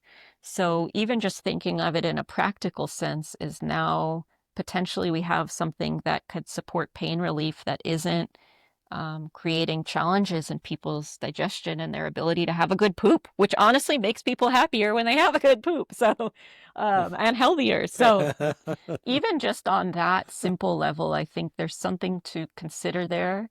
And there's a lot to unravel. Kratom can also be very habit forming. Um, so you could, on one sense, you could say, oh, I agree with that. that's a devotee of kratom, or that's an addict of kratom, and you could call it whatever you want. Um, Many things are habit forming, like watching TV, like eating sugar, So it's not to say that Or it's a, drinking coffee, or let's say. drinking, exactly. So it's not to say demonize it, Hmm. but just to say it's something to be aware of, and to do it for ethical and harmonious, right reasons, right relation, it's always the conversation to have. But I don't have a ton of experience as a kratom person. I'm not a kratom person, um, but I do find it very interesting, and I remain curious. And if I ever Hmm. travel to Thailand or Southeast Asia, gosh knows I'll be on the lookout, to engage with it in a good way there. So we'll see. But I last year went on this whole. I'm gonna probably teach a class about this year, so I won't say too much. But I last year went on a whole deep dive and adventure driving across the United States, studying the Yopon plant, which is our United States relative of yerba mate, um, caffeinated, Of theobromine yerba mate. containing. Yes, sir. Mhm. I have so many things. It's caffeinate. It's our native caffeine plant here in the United States. So that could be a whole other Oh, yeah. podcast. Wow, We can set up another podcast just for this plan. You talking to maybe. you is absolutely. It's a privilege talking to you, and so Oh, fascinating. oh. Um, I can share my own experience with kratom because it's Mm, very close to my heart. mm-hmm. I discovered like a year and a half ago, almost 2 years ago, and it started calling me very heavy. For the my lifestyle, my life is one huge hardcore of pushing beyond limits, Mm, and so I needed a plant to manage that level of energy and also calmness. uh-huh. In the very same time, my dear friend in Poland, his name is Hans. I asked him, "Have you ever heard about it?" And he said, "Oh, I just discovered it a couple of weeks ago, which was amazing." Mm, mm, And the amazing thing is that for I'm gonna be 50 this year. For almost 50 years, I never ever heard about it, and suddenly it pops up to your universe mhm, just like that. mhm. And I start doing a very, very deep research, and I encourage everyone listening to us before start dancing with this 60 alkaloids monster, um, to research it down to the core. Yes. and it's got very very dirty and dualistic PR in our culture and media. That's right. Uh, some of it is very very dark. So I got very confused, and then I asked the universe for guidance, and so I got this message from a very close friend of mine who is extremely, absolutely amazing persona, such a wise guy. He's in his late 20s. He's like a young god. His level of wisdom and intelligence is just beyond the scale. Hmm. So I got confirmation from him, and then when I was going from my office here in Chicago, I was going home. That the universe told me, okay, take a different route today. So I took a different route, and I was passing a little plaza, and something told me, okay, stop here and go inside that store. This was a store with kratom and other amazing molecules, and there was a guy in the store, like an archaic angel, waiting for me there. Uh, and he was so excited. Oh, welcome! I'm happy that you're here. And he is taking kratom for 23 years, Hmm. and we start talking. We talked for like 40 minutes, and he told me that he looked 10 years younger. He stopped being completely sick, got so much energy, Hmm. so much creativity within him. Hmm. And I got a confirmation through him that, it's safe to do this. But he said, once you start doing it, you got to do it. You got to do this, because if you want to stop, there's this YouTuber called Joey Talks. Hmm. He started taking kratom when his marriage fall apart, and his son got cancer. Hmm. It pulled him out from this very deep depression and this difficult time. But then it started to be very challenging for him. And uh, if you want to quit kratom, it takes 6 to 8 weeks of hell, because those 60 alkaloids within our body, body love it so much, and it's getting addicted to that, and then it doesn't want to let go, because it can give you enormous amount of energy, enormous amount of calmness, but also build a strong, uh, we call it addiction, but I would say that our body loves something and then Hmm. wants to use it as a fuel for our body. What do you think about this? Like, are you addicted to some plants, some Sure. herbs that you take on daily basis, and your body love it so much, and you Yeah. don't imagine your life without it? Yeah. Oh, I Reishi. love the answer. Reishi, Oh, absolutely. Reishi, same here. Absolutely. But it's not, there's not a sense of craving as much as it lights up my life. You know what I mean? And that, I think, is maybe there's a nuance there to explore. Because I know when I was in relationship with cannabis and tobacco, that was one of those animals where it was like, we got you, girl. We got you, girl. And if I didn't engage with it, there was a sense of like irritability and discomfort and that sensation in my body. Whereas now, for example, my relationship to reishi or to the various Ganoderma species is I know when I engage with this being that I am better for it. So it's not like I need it or I'm going to freak out as much as it's when I engage with this, I know that I'm doing good and I'm going to be in a great space and it's going to help me um, be more delighted about living life, Also pu'er tea. Mm. Pu'er tea I love. I'm drinking some right now, I'll show off my little teapot I've been drinking out of our whole time. Pu'er tea, is an aged Chinese Camellia sinensis tea. Wonderful, Mm. wonderful. And to me, drinking tea is something I've been doing for years and years and years. Tea, true tea, Camellia sinensis, right? It's not just the act of flooding my body with chemicals. It's and taste and deliciousness. It's also the act of appreciating ceramics, you know. It's also the act of engaging with hot water and watching steam rise and touching leaves. It's an altar.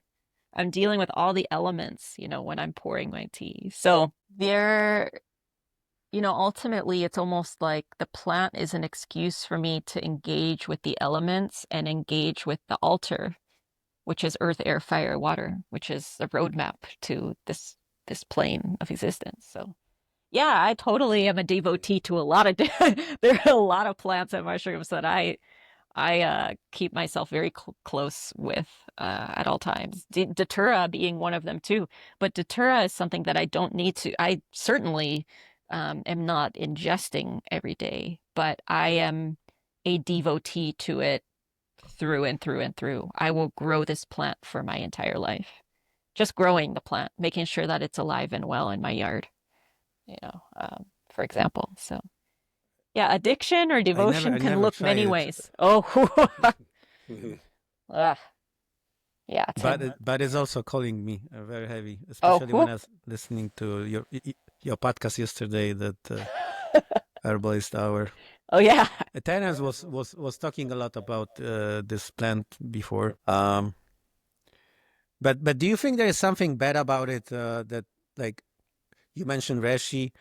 Hmm. uh, for the last decade, I've been taking like 30, 40 different super plants, superfoods, Mhm, super herbs mhm, on daily basis. mhm, Uh, and like two years ago, I found myself in the situation when I got like I disconnected myself for 2, 3 days mhm. from those plants, and my body just crashed like completely. Mm, On daily basis, it's helping you a lot. It's the best fuel you can get for our body, which is our temple. mhm. Do you think that there could be some negative aspects that we fuel our body with those amazing plants molecules, and we build sort of addiction or devotion, as you said? Yes, there's always a shadow. It never goes away. And I think the shadow could look like an ecological shadow, where are we relying on plants or fungi that are unsustainable to harvest, right? It's like so many people have a longing for the most exotic, expensive superfood, right? Whatever it may be. So many people have a longing, but you know, that longing could be robbing, you know, a landscape of a plant that's important in that ecology, where maybe now the birds don't have a place to land, or the traditional peoples who've been engaging with this plant for, you know, X amount of years, a long time, maybe now they're selling all of it because they rely on that economic income, you know, input from selling it to Westerners at a high price. So even thinking of it in a global citizen sense, there is a shadow side sometimes to our longing for our stuff, you know. On a psychological Uh, level, I think there's also this notion of you know, who am I without my stuff? Who am I without my inputs, right? Who am I? And I know when I ask myself that question, I still don't quite know the answer, but I can say my human form is I'm a living being that's constantly changing, that's in relationship to my environment. So that means I'm seasonal.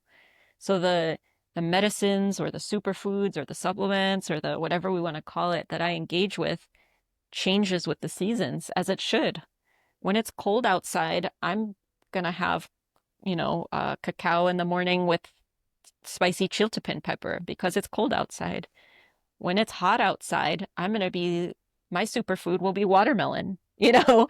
And I'm uh, living and I'm breathing and I'm engaging with that dynamism of creation. And I think that keeps certain checks and balances in place when we recognize how to be seasonal creatures, how to be, you know, I know that's a charged word, but like sustainable creatures, you know, being in right relationship, thinking about where do we supply our plants, our mushrooms, our supplements from?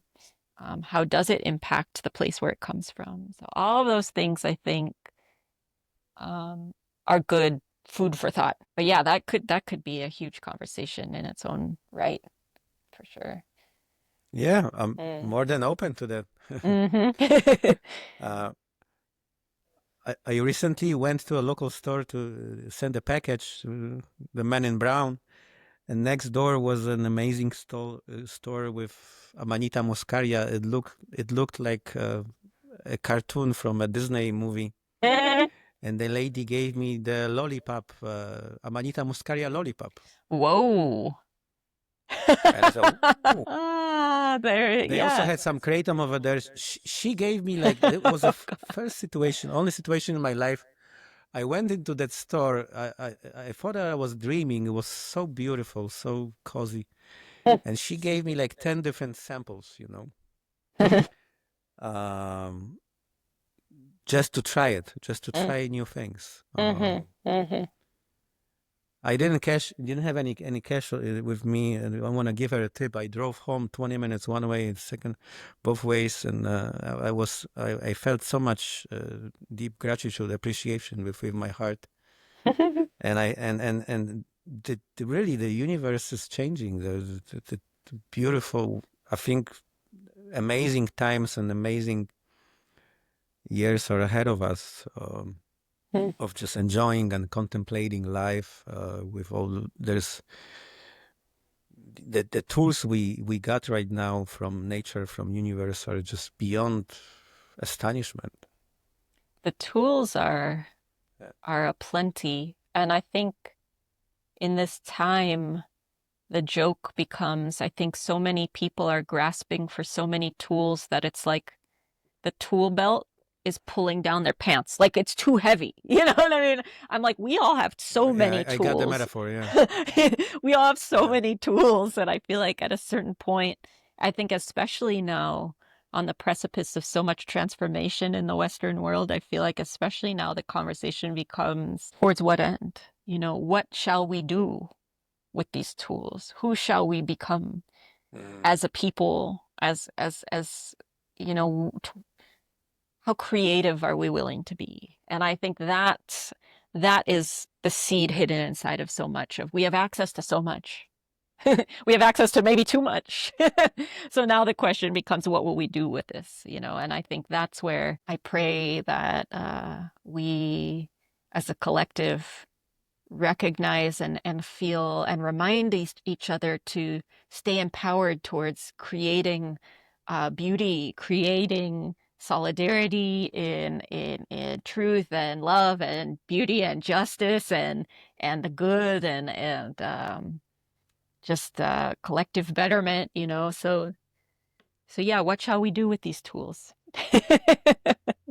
We have so Yeah, many. that's the question, right? Yes. That's why we decided to record this podcast with you, so you can guide us I'm just I'm just as a exploring with candy everyone lady, the else. healthiest candy lady on this planet. I'm just exploring with everybody else. It's the just on the marvelous and strange and wonderful ride, and what an opportunity to discover so many things. Yeah. What an I, opportunity to I be a think the human in a proper body. I think the proper title for this podcast could be the healthiest candy lady on this planet. Oh, I don't know. I don't know. Oh, I got a long way to go. There's more to learn always. Uh, so you mentioned a couple times this term being a human in this Oh, body. uh, Are you referring to some meta level of being immortal, unconditional, timeless? Like, what's your view on life?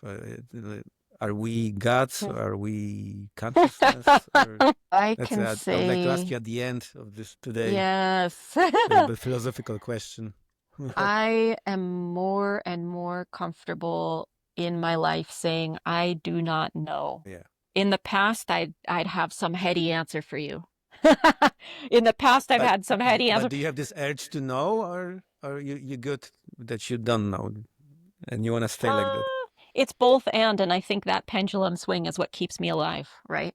And I'll say from my personal encounter is I'm it took me a long time to feel to accept the the task at hand to be a human in a body. It took me a long time to accept my humanness, to accept my terrestrial nature, to accept the so-called mundane.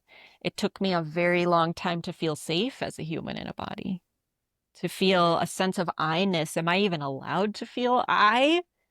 Am I allowed to take up space? That's a journey that I'm still on. Um, and constantly discovering is what is it. So I think that's when I said that earlier, that's part of my curriculum in this lifetime is the imagination, the sphere of potential and creation, the stars. That is my nature. That's what I know. But this is different. This thing, this body, this is a different. So I think it's just part of my adventure is learning how to be a sensual human thing. And it's a wonderful adventure that has been full of Mm.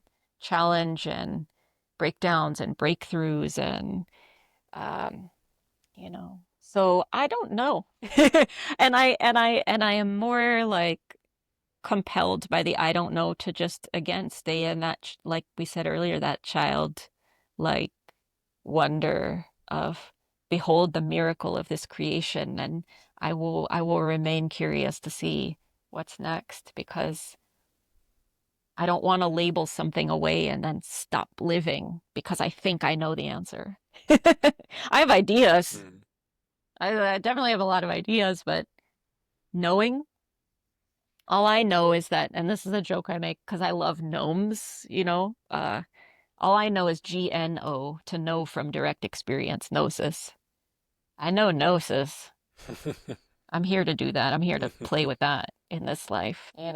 Fake, yeah. Would you agree that being human is the most heroic act of being? Like we don't know where we're going from, where we're going to, who we are, what's going on, and like as you mentioned, it took you a while to build that security within your body Hmm. to feel. I'm not sure. I think I, especially for a woman, it's kind of a well, challenge, right? absolutely, especially for women. And yet, Mm. and yet there's that impulse of creation, if we want to talk about this notion of the feminine that gestates, the feminine that is the womb, like the feminine is the womb is dark. The womb is mysterious. The womb is the unknown. The womb is potential. So I think that there are these impulses of creation that run through all beings, whether it's mountain, whether it's soil, whether it's the body of a woman. I think there's uh, a certain amount of heroism that is required for a rock to tumble down and crash, you know. Uh, and I just think that there's a certain signature um, that runs through us all. So I don't want to put humanity on a pedestal, although at the same time I think that it's a pretty cool job that we have to be humans too. But yeah. Yeah, I have this temptation within me to ask you, how have you managed when the tobacco and marijuana told you that we got you? How did you manage that they don't got you anymore? These molecules don't got you Uh, anymore. that would require a long answer. The short Oh, answer, okay.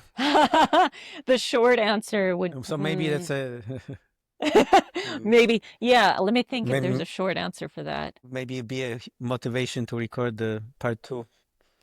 And just Uh, again, it's again circling to this notion of recognizing that I can be in relationship and in love with these plants and the energies and entities associated with these plants. I can be in love with them without taking them, without grasping. Because I isn't love that that what short is answer. that in the Tibetan Book of Living and Dying? I'm trying to remember. I think it's in that book where they talk about how do you hold something without grasping to it. and it's holding it like this with an open palm, you know. So I think that's, I had to go through that rite of passage with cannabis and tobacco, for example, which was, how can I hold it and look at it and say, oh my gosh, cannabis, the spirit of cannabis, I love you, you know, the spirit of tobacco, woo, you're my man, you know, but then hold it in a way where I'm not grasping and just say, I can love and appreciate you without needing, clinging, taking, consuming. Maybe I can love tobacco by, like, where I live, and I forgot, you mentioned the toads, and then I think I went on some other rant, but where I live on the ranch, kind of behind my house, there's a whole, like a dry creek bed. We call it an arroyo. And down there, that's where the toads come out during monsoon season when the rains come. But also down there is where the tobacco grows, you know. So I can go down there and I just visit the tobacco and I pour a little bit of water and I say hello. So I can still love tobacco without having to smoke it, take it, roll it, you know. So there's layers to it too, because of course it's like managing my like freaking dopamine and all these other things, right? But really it's the the, the I don't know, the precious answer is that of being in relationship without grasping. And that takes courage. Wow, but that's yeah, that's also mind blowing. That you may be. I never heard it before. That you may be in the relationship with some plant molecule Oh yeah. and and not necessarily intake it. Wow, that's a very contemplative idea. Mhm. Well, I'll tell you this story or this phrase to like seal that up is when many years ago, when I was just a young sprout, I was invited to go to Peru and study with a teacher, and Ada invited me, and I said, no, no, no, I don't want to be some other person from the north coming down to Peru, and I don't want to be part of that whole tourism. And she said, no, my dear, come, come, come, come. That's a much longer story. But one of the things she said to me is, she said, my dear, all you have to do is drink the medicine once and you can dream about it forever. So these plants, these mushrooms that we've taken into our bodies, my feeling and my experience is that they imprint us forever. And not even the ones I've taken, the ones my ancestors have taken. They imprint us in our DNA and our bones forever. And we can dream about them, we can talk to them, we can communicate with them without needing to constantly consume. So, yes. But do you think it affects our freedom if we are being born already with so many imprints? We choose this specific body as God's with those imprints already, and to keep this circle of life going, this beautiful craziness, madness of life, of experiencing, and just adding more and more plans for our future selves. The adventure is how we want to interface because everything has its beauty and everything has its shadow. So the adventure is how we want to interface and towards what goals. Because as we see, right, it's so many of our favorite entheogens have been utilized by like the MK Ultra program to mind control people and to do nefarious, terrible things, right? All of these things that can be nectar, beauty medicines can be weaponized, right? So I think that's where the opportunity for our creative expression, our authenticity, our choice towards healing, our choice towards love, our choice towards, you know, betterment for the collective is, what do we want to do with the imprints we've been given? Ancestral, societal, whatever. So that's where our adventure comes in. Yeah, they're there. What do you want to do about it? What do you want to do with it? You want to make it a tool? You want to make it a weapon? You want to do good? You want to make beauty? You want to make ugly? Like, the choice is ours. We see it with all of the things. That's a superbly interesting subject which you just touched. That like Terence McKenna was talking a lot about that wisdom of mushroom let's say, psilocybin mushroom, it's not accessible for an evil. That the evil cannot put a hand on it. It's not visible, not accessible at all. Um, that could be a very controversial statement, right? It Idea. is a very controversial statement. Ultimately, I think serotonergic compounds, the beautiful, beautiful psilocybe mushroom, for example, it is an expander, it is an amplifier, it is an antenna. So my question becomes, expand upon what, amplify what. So therein lies the the controversy of Terrence's statement, right? Expand upon what? If your goal is to be a Star Trek, expand, travel the universe and the stars, and understand and seek the meaning of consciousness and the universe, then the mushroom will expand upon that. And who are you? Because and Sasha Shulgin said this, and Anne Shulgin, they always said, in the videos I've seen of them speaking, they say, it's not the drug, it's you. The drug is just bringing that part of you out. So then the question becomes, well, who are you? The compound will just bring parts of you out. So then we get to interface with our beauty, our ugliness, our everything. So I don't know. I don't know. I've seen some weird shit go down with people doing weird stuff with psilocybin mushrooms, honestly. So I know for myself that it is a creature and it's a being of absolute like erotic, creative, like beauty and the breath of life. It inspires the hell out of me, right? I know that for me to be true, but I don't know if that's true for the next guy. So more and more I'm realizing that my experiences and my encounters with these beautiful plants and mushrooms are not going to be the same for everyone because we're all so different and we all have different intentions and different goals. So, you know, that's therein lies that maybe freedom where we get to meet these things. Yeah, Mm-hmm. these are very deep and broad subjects. You mentioned Mm-hmm. Sasha Sogan. We were lucky enough to record the podcast with Lama Mike Crowley, who was a very good Oh, friend of him.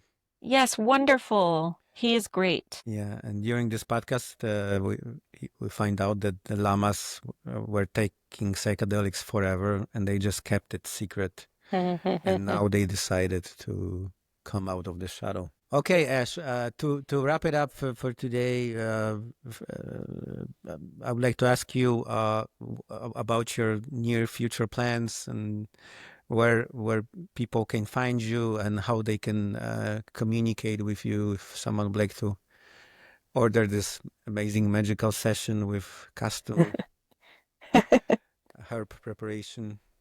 Thank you. Um, Gosh, it's been so delightful talking to you. I Same way. have a website, blacksagebotanicals.org, or you can if you just look up Black Sage Botanicals in a search, you can find the website. That's also my Instagram handle, Black Sage Botanicals.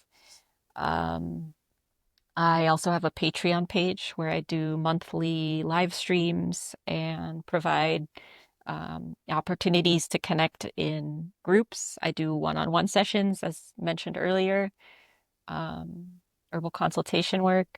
And I just love teaching and sharing. And I'm just a huge history nerd and plant and mushroom nerd. So I would encourage folks to check out my class archive on my website. I have like a 9+ hour course on Amanita muscaria, history and chemistry and myth. Wow. I think your listeners would really like the Forbidden Fruits series that I offered a few years ago. Um, but there's a whole bunch of stuff, and I'll be teaching this year. There are certain things that aren't official yet, but it's highly likely that I will be teaching in a few places maybe in Europe this year. So we'll just stay tuned, sign up for my email list. Um, I'm teaching online free class through the Central Texas Mycology Society on February 19th. but it will be on YouTube forever. So if this goes up after that, um, I'll be teaching at the Good Medicine Confluence in Colorado or in New Mexico later this summer. So plenty things to say. Just find me on the internet, everyone. Yeah. uh, Yeah, I'm out there yeah, now. I really love your energy, your knowledge, this nerdness into plants. One of the most fascinating conversation I've had in my life. I'd be more than open to maybe we can try to record a second part and go maybe deeper if you be open. I'm making this Hmm. offer right now here. Sure. There's so many subjects to talk about, so That's many that's right. amazing avenues we can explore. That's a fact. Um, wow, I'm really I'm blown with your knowledge, with your passion, Hmm. the way you talk such beautiful about um, plants and mushrooms and all those amazing and in about life in general, being human, Hmm. because it's all interconnected, right? That's it. Uh, Yeah, that's the thing. Thank you. Yeah, it's I I joke also with like people to that I'm like a poet. I'm a go. poet first. I'm a poet first. That's how the plants want to talk through me. You also mentioned about your writing that your poetry is coming, so good luck with that. Um, Thank you. Yes, it's a secret project kind of coming to the surface soon. So it's been years and years and years in mm, the making, but the book is happening, and if anyone is like an angel investor and wants to support me as a independent researcher and author, my Patreon page is a good place to do that. Yeah, just throwing it I out wish you there. can find it, this investor. Hey, Everything is possible. just throwing it out there. Yeah, thank I you also though. like to It's mention yeah. that as a Beyond the Courage, we support forever this amazing foundation called the Gift of Heart, Hmm. which is located in Chicago area. The amazing group of people, mostly women, for past almost 40 years, save life of 1,400 kids. Hmm. It's a mind-blowing project and amazing histories of those terminally ill kids who were saved. So we will place Hmm. all the links in the description, Hmm. Beautiful. so you can support them. Hmm. Yeah, we also recorded a podcast with a family of Ivan and his mom. Their story is so amazing that there is an Oscar movie based on this history called 20 Days in Sevastopol. So it's a mind Hmm. blowing story, Hmm. Hmm. Hmm. and very touchy. Hmm. Thank you so much for this amazing, beautiful conversation. We will be waiting for your secret project, for your secret book Thank you to so come out. much. Thank you so much. Uh, Yeah, my Polish cousin, Robert, it's you. yes, that's me. Uh, maybe we got some roots, some maybe Hey, you never together, know. right? Yeah. You never know. Uh, I already had an amazing blessed time today. Our guest today was Ritter, herbalist, ethnobiologist, mycologist as well. That's a new term we can use. Uh, a really amazing, amazing woman. Such a beautiful being.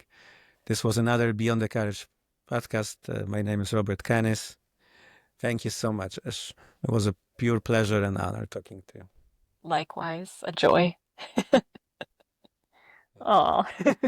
Thank you. Uh, thank you so much. I see that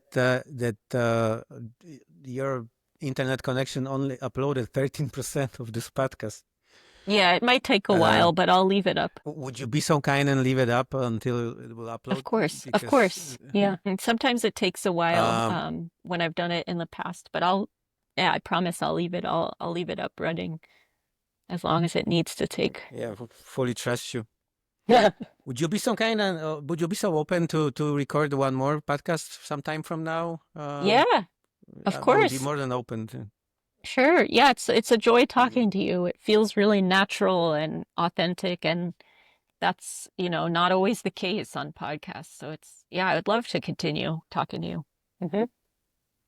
Yeah. Well, we are Polish cousins, so I know. we'll Well, find and it. maybe when I find out, because this is now it's off the public record, but I am probably speaking at Breaking Convention again this year in England. Mhm. And then if that happens, then I'm gonna book a whole tour. So maybe once I figure out um, that, we can come on again and I can tell people where to find me in the world. But yeah, we could talk no matter When do you what. think? Which month of the year it be? April and May Uh, is when I would be April. is Okay. when I'd be overseas. So we'll see. Mhm.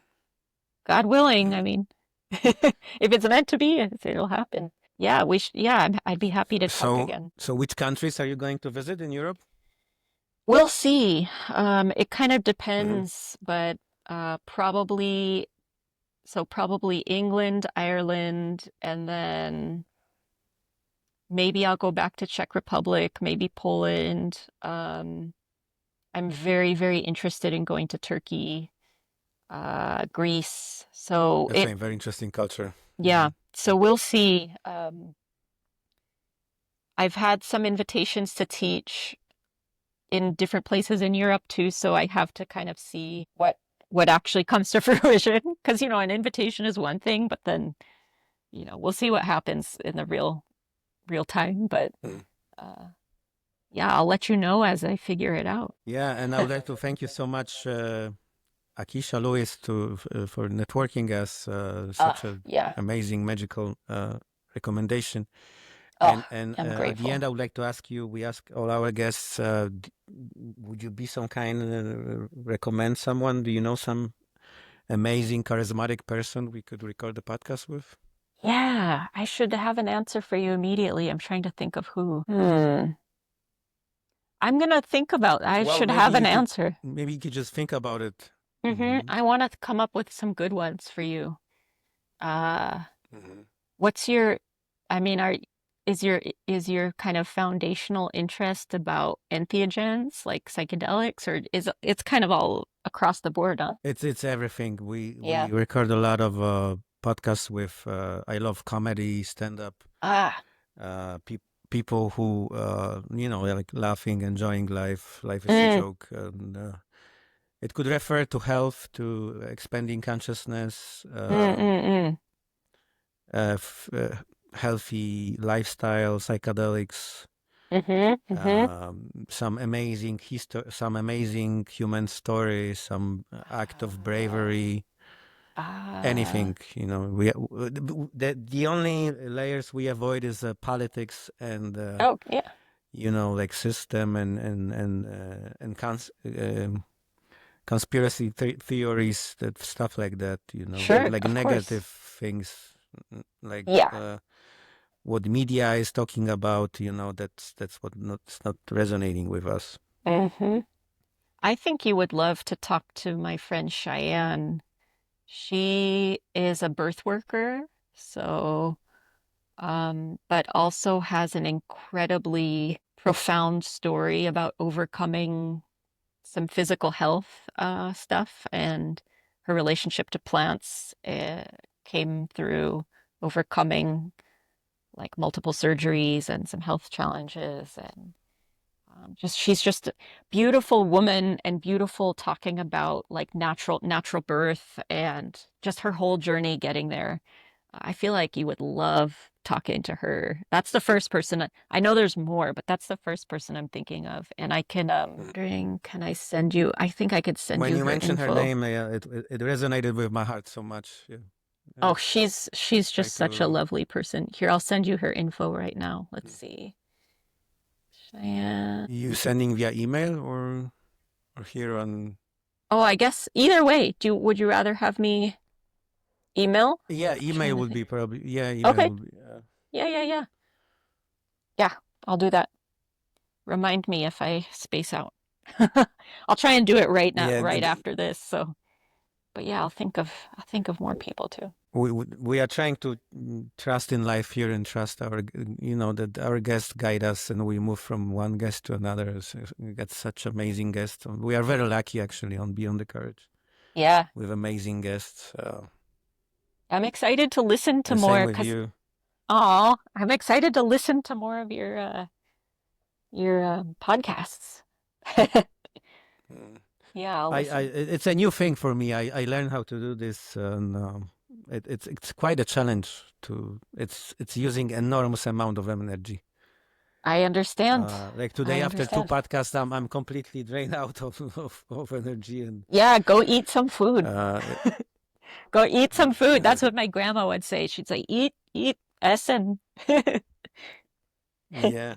What was the name of your grandma? You said Ginia, Ginia, Ginia, Genia, Grandma Genia, Gin, Genia. Although Ginia. in Poland, I think she went sometimes by like Guta, but the Americanized name Genia.